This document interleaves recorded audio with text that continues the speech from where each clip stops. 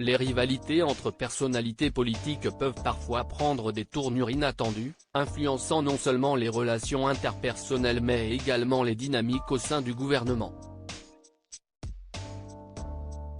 C'est dans ce contexte que s'inscrit la relation complexe entre Gabriel Attal, nommé Premier ministre le 8 février dernier, et Gérald Darmanin, ministre de l'Intérieur au parcours déjà bien établi. Leurs divergences, tant sur le plan idéologique que sur des questions de stratégie politique, ont souvent été source de tensions, rendant leur collaboration au sein de l'exécutif parfois délicate.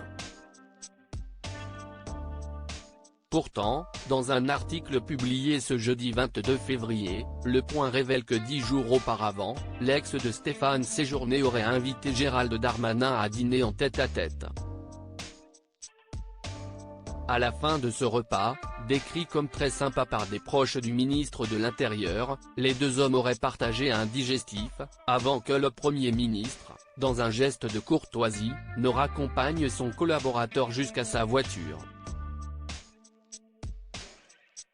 Alors, peut-on parler de réconciliation ? Il est peut-être encore un peu tôt pour le dire, il s'agirait davantage d'un pacte de non-agression, a-t-on rapporté à nos confrères du Point.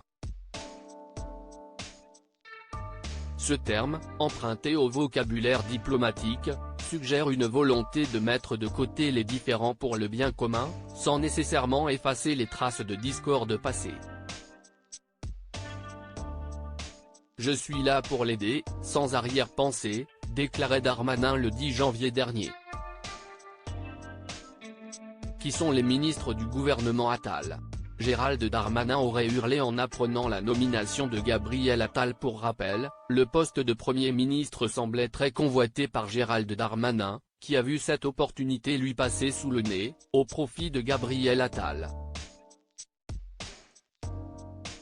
Lors de la nomination de ce dernier à la tête de Matignon, des sources proches ont révélé à BFM Télévision que le ministre de l'Intérieur aurait hurlé en apprenant la nouvelle. Ces mêmes sources ont ajouté que Gérald Darmanin, qui a toutefois félicité dans la foulée son nouveau Premier ministre sur X, anciennement Twitter, aurait d'abord été catégorique en refusant clairement d'être placé sous l'autorité de Gabriel Attal.